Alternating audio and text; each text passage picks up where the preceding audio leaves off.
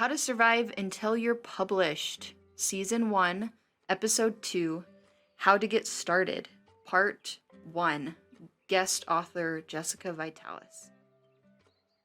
Okay, we're really excited today to have Jessica Vitalis.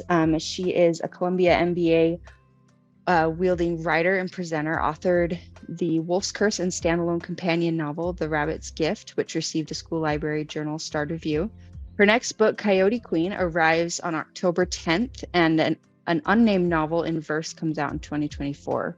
Her work has been translated into 3 languages, and she was named a 2021 Canada Council of the Arts grant recipient and featured on CBC's Here and Now and CTV's Your Morning. Jessica spent part of her childhood in Wyoming, where a giant rusted out boat sat in her backyard and howling coyotes kept her awake at night. She now lives in Canada with her husband and 2 daughters. Okay, we're really excited to have you on, Jessica. This is really neat experience. Thanks for inviting me. I'm happy to be here. This is great. Yeah. So one of the reasons why we asked you to come on, you did a class at Storymakers 2 years ago. And it was a virtual class, but I remember seeing the title as Pantsing and or Plantsing. I remember thinking to myself, I feel like I'm smack in the middle between a pantser and a plotter, and I wanted to see your thoughts and insights. And the class blew my mind. It was incredible.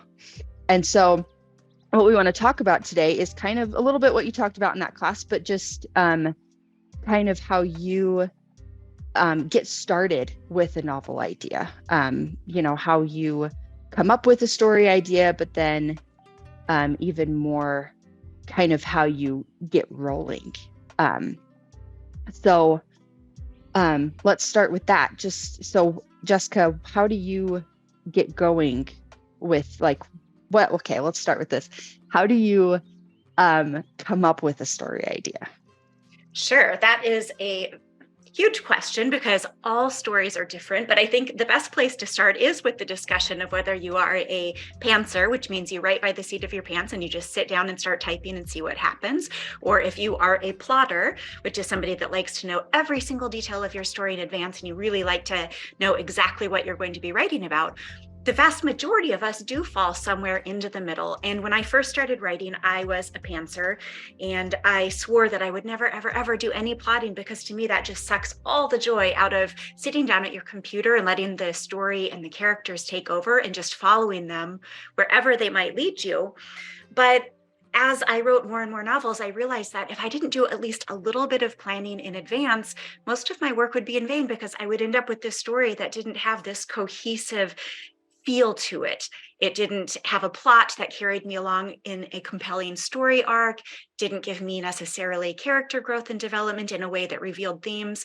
So I started to develop a process where I tried to figure out what is it exactly that I need to know in order to still let me have fun writing the story and still explore and discover, but not end up with just a huge pile of nothing at the end that I have to try to somehow mold into a story. So I developed, like I said, just a template, and that's what we went through in the workshop, and I think we'll be talking about that a little bit later, that sort of covers some very big picture story elements. And so when I sit down to write a story, usually I know very, very little about the story. I might have one thing in mind, like for my upcoming novel, Coyote Queen, when I sat down to write it, I knew it was going to be about a girl living in an isolated situation in rural Wyoming, but I didn't know really anything else about her other than that she was going to try to join a beauty pageant to earn some prize money so she and her mother could escape the situation. Mm-hmm. And so I sat down with my template, and then I just start in a very methodical way working through the items on the template. And I really don't start writing until I feel like I have a sense of the characters and the characters' wants and needs, which we can get into more detail about. And I don't have to know every single thing about the story. Like I said, I'm not trying to outline it. I'm just trying to give myself some mile markers. I like to think of stories as a sort of destination. And if you know where you want to go, you sort of need to know how to get there. And so if you don't know anything about the story, you might need a very detailed set of directions. Or if it's a very familiar story, it might be like your hometown. You don't necessarily need detailed directions. There might be 3 or 4 different ways that you can get there, but you kind of want to decide what direction you want to take. So that's how I view my stories when I sit down to write. I just try to give myself enough information that I know where I'm headed, and then I have fun and see where the story takes me. I love that. That's awesome. Wow, that's incredible. That is the best analogy I've heard. That's awesome. That's really good. So yeah, take us through your template. I have it pulled up, but take us through kind of the basics of what you go through. Sure. Well, my template is really designed to be a living document, and it's just a very simple Word document where I really look at the big picture elements of my story. And so the first thing that I usually try to work out is some sort of elevator pitch. And in the beginning, I don't worry too much about making my elevator pitch sound really good like you would pitch to an agent, but I just try to get a general sense of who my characters are, who the antagonists might be, and what the stakes are in the story. Yeah. Most of the time, I don't actually know that when I'm sitting down to start my template, so I just write down anything I do know about the story. And then the next thing that I work on is a synopsis. And again, usually when I'm starting out, that's just one sentence. I write down whatever I know. And then as I'm going through this process, I go back and I fill out more and more until it feels more complete, so that when I'm done with my story, I don't have to start from scratch trying to figure out what is my pitch, what is my synopsis. I just keep revising this as I go. I always leave space for my characters, and sometimes I know something about my character. Sometimes I don't know anything other than 12-year-old girl, and that's okay. Usually, I'll try to find a name that sometimes changes depending on how my character develops and whether I feel like the name still fits. So sometimes I have a name, sometimes that stays blank.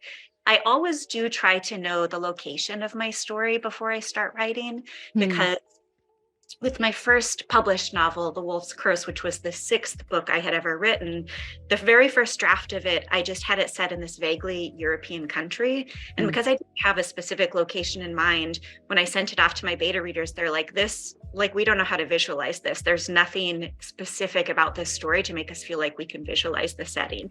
So that really taught me that knowing your specific location before you start writing is really important, because it informs so many decisions you make about your story in terms of what the world looks like and the weather and the time of year and all those sorts of things.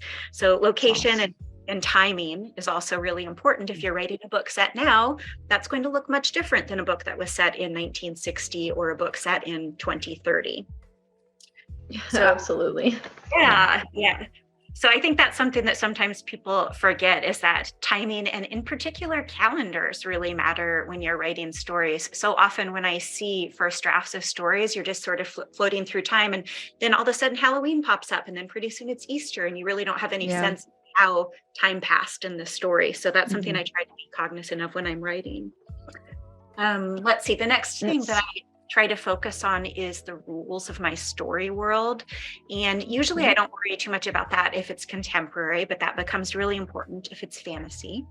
And it's pretty rare that I know what the rules of my story world are before I start writing, because I tend to find those details out as I'm drafting. And so if there's a rule that's really, really important, I will go back and add that into this document, so that as I get, 70,000 words in, I don't have to be like, wait, how did that magic work? I don't quite remember how I had that system set up.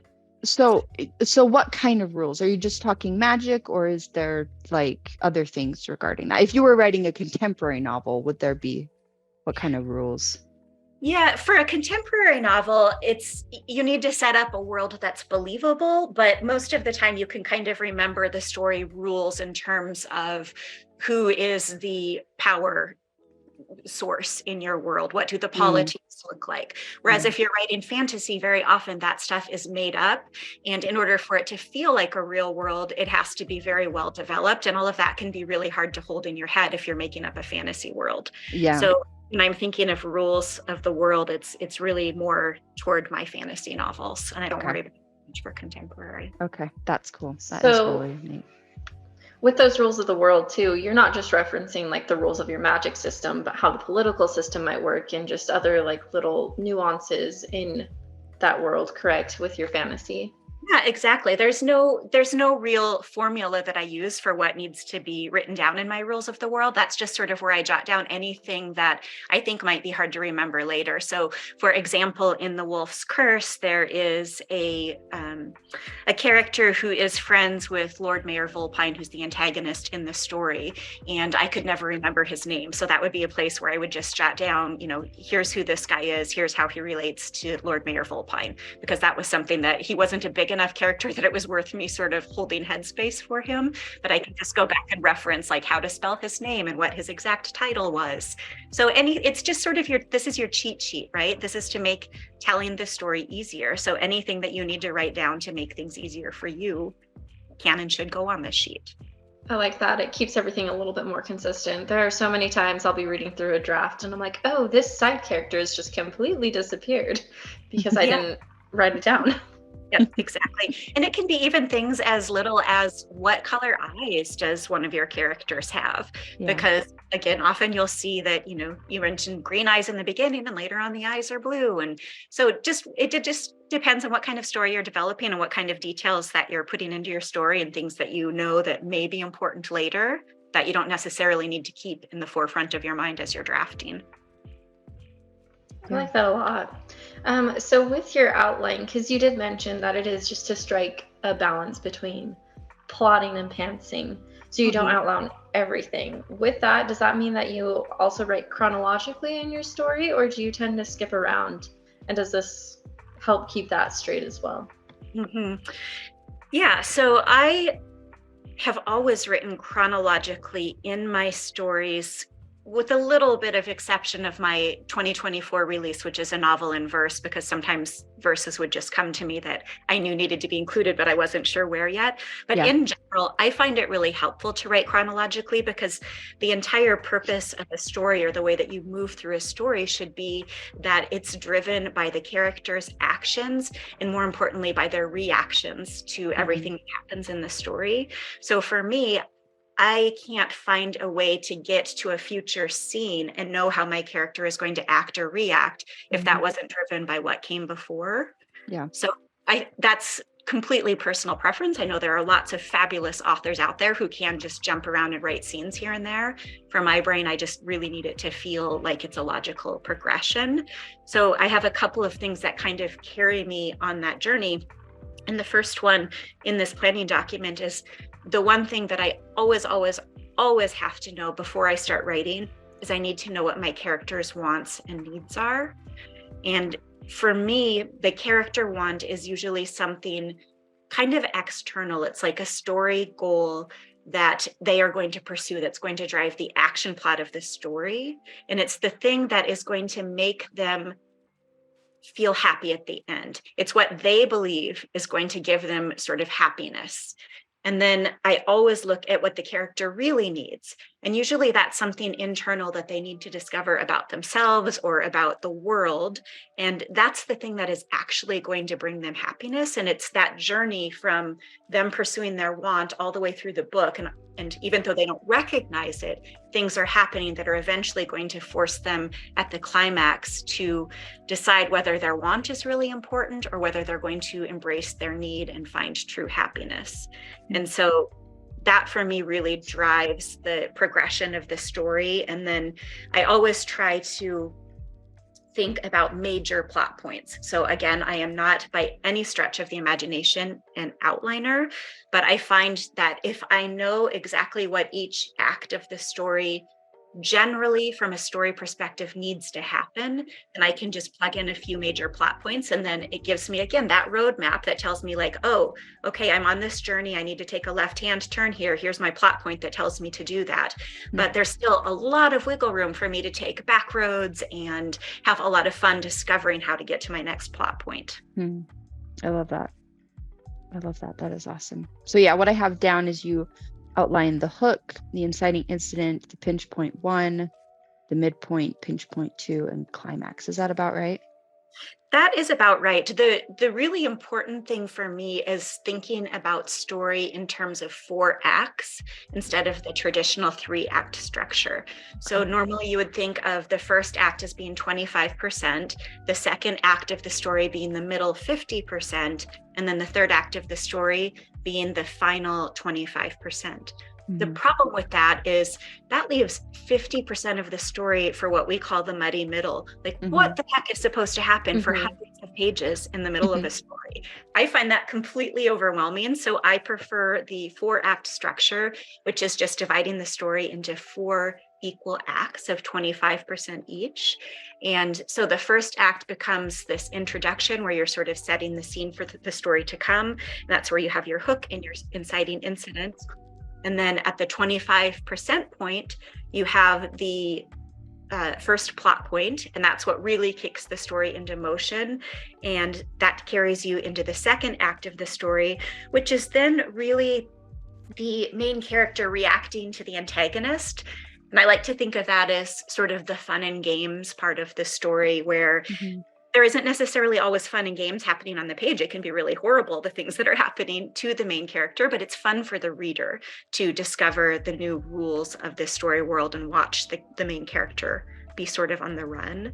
And then that carries you through the midpoint that you mentioned, which is a point that fundamentally changes something in the story so that the main character goes from being reactive to becoming a sort of warrior. And that doesn't mean they pick up swords and start fighting. It just means that they really, in a very, very active way with lots of agency, pursue their story goal. And so that carries you all the way through Act 3. And then you have the second plot point, which is the final chance in the novel to introduce new information. And then by then you're into Act 4, which is the climax and resolution of the story. So for me, if you internalize those and you know what's supposed to happen in each act and have a general sense of the plot points, then you don't really need an outline, because as you're writing, you sort of know, again, it's that journey that you're on. You know what your destination is, and you can kind of have fun figuring out how to get there.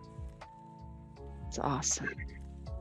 I love that. I'm definitely going to have to steal that. I've definitely thought of story writing more as a 3-act structure and then tried to fit in. And I know the murky middle, right? The muddy middle, that's where I always get lost. But I think having those extra pinch points helps. And I'm not going to lie, I did actually use your planting document from Storymakers on the last draft I wrote of my manuscript. And having just that helped so much. So I can definitely attest to what you're saying. It's very useful.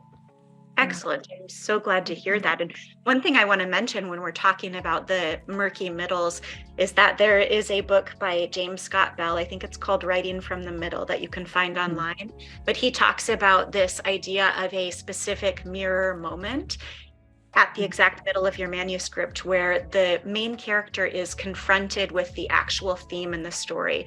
So usually sometimes it can be actually looking in the middle and reflecting, but usually it's a side character of some sort telling them their need, what it is that they really need to learn in the story. But of course, the main character is so deeply committed to what they think they want in the story that they reject that need. And it's that moment specifically that compels them to go on the offensive and become the warrior and really in an active way pursue their story goal. And I think if you think about that midpoint as being a catalyst for giving your character more agency, that really helps a lot with that big murky middle and how to divide out Act 2 and 3.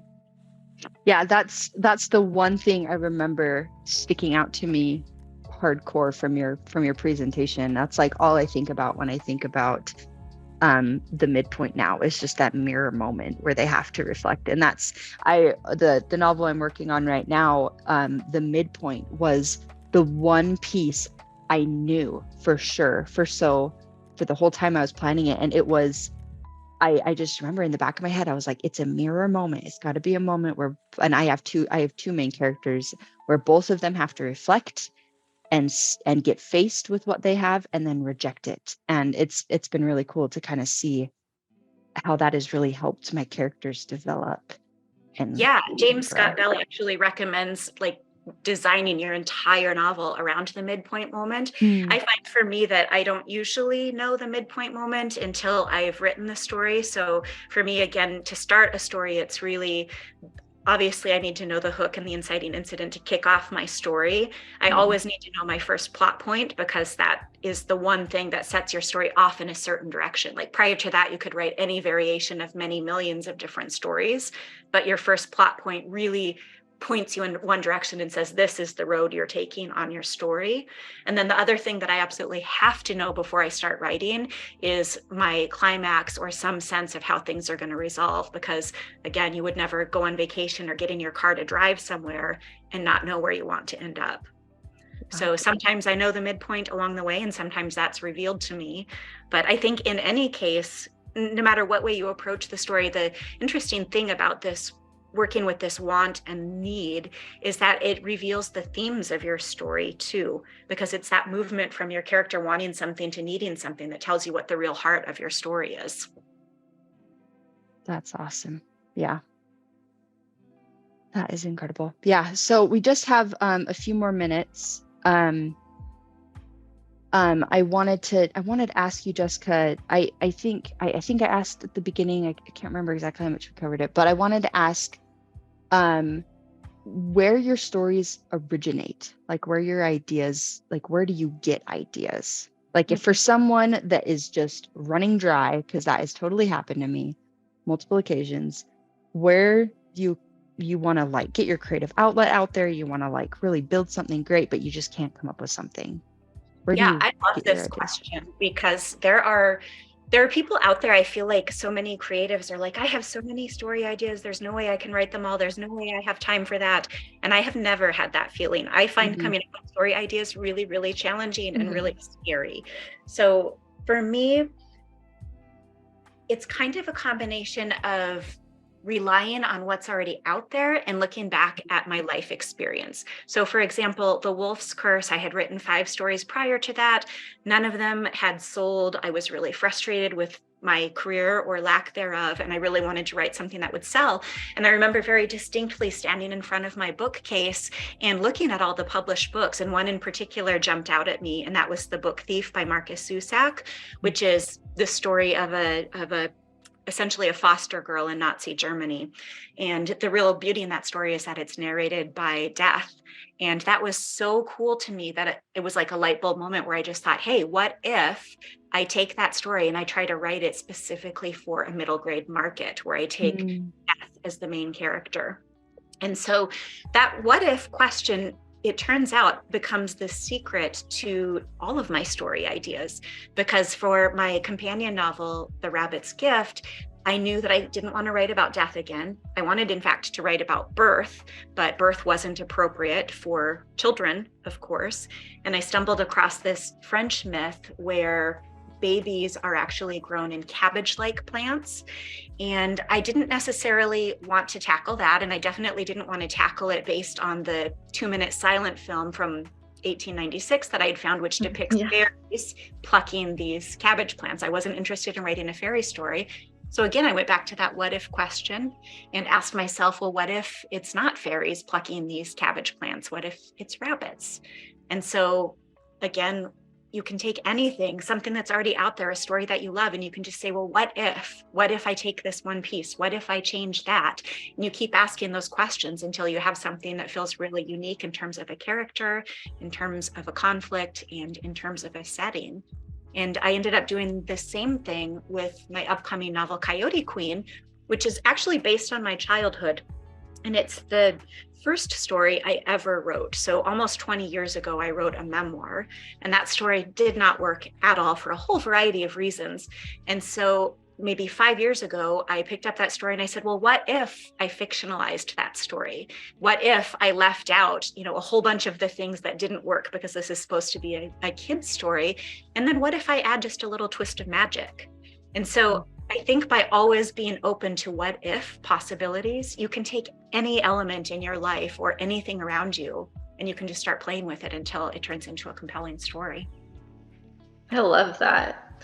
So is there a challenge you would like to give to writers just starting off, what advice could you give them? It's kind of like a final question.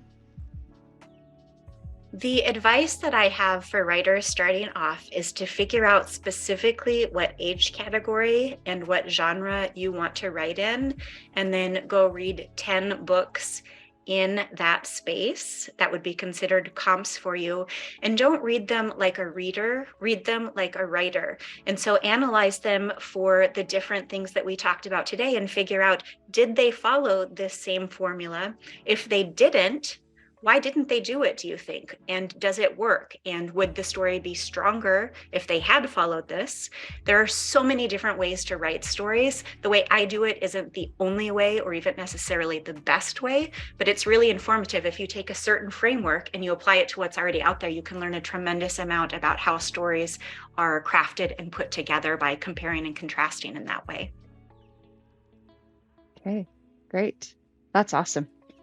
Thank you. Yeah, we'll put that out there. Okay, thank you, Jessica, so much for your time. We really appreciate you coming on, and I am blown away by the information that you've given us.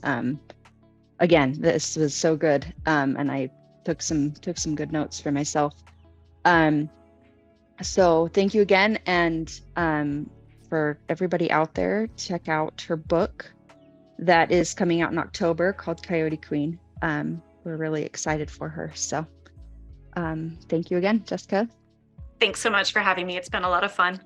Okay. Thanks. Have a nice day. Okay. Bye-bye.